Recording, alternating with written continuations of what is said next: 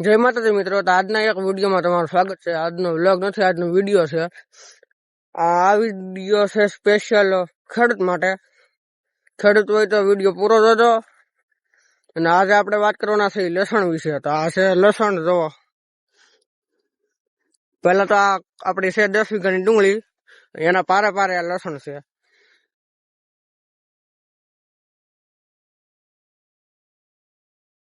આ જો લસણ છે, આ એવડો એવડો ગાંઠિયો છો છે લસણનો।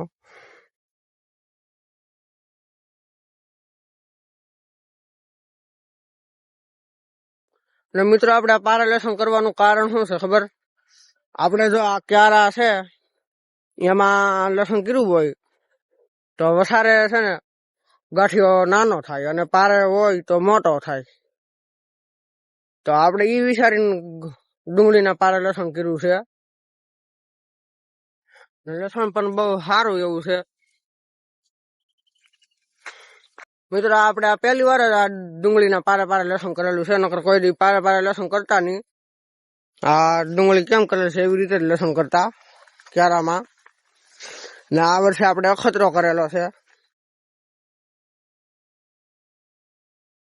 અને આ 10 વીઘાની ડુંગળીમાં ના પારે પારે લસણ છે એટલે લગભગ 1 વીઘા બરાબર લસણ થાય। અને પારે લસણ કરેલું હોય તો ગાંઠિયો પણ મોટો થાય।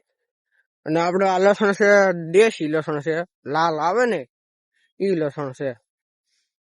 ઓલું ઢોરો આવે ઈ લસણ નથી, લાલ છે। આપણે દર વર્ષે કરીએ છીએ, પણ આ વખતે આપણે પારે લસણ કરીને અખતરો કર્યો છે। કેવું થાય અને કેવું નહીં। હવે આ લસણ પાકે ત્યાં હું તમને પાછો બતાવીશ કે કેવું લસણ થાય અને કેવું નહીં। ડુંગળીના પારે લસણ કરાય કે ન કરાય। મિત્રો આ લસણના પાકના વિડીયો આગળનો જોવો હોય તો તમારે થોડોક ટાઈમ ખમવો પડશે।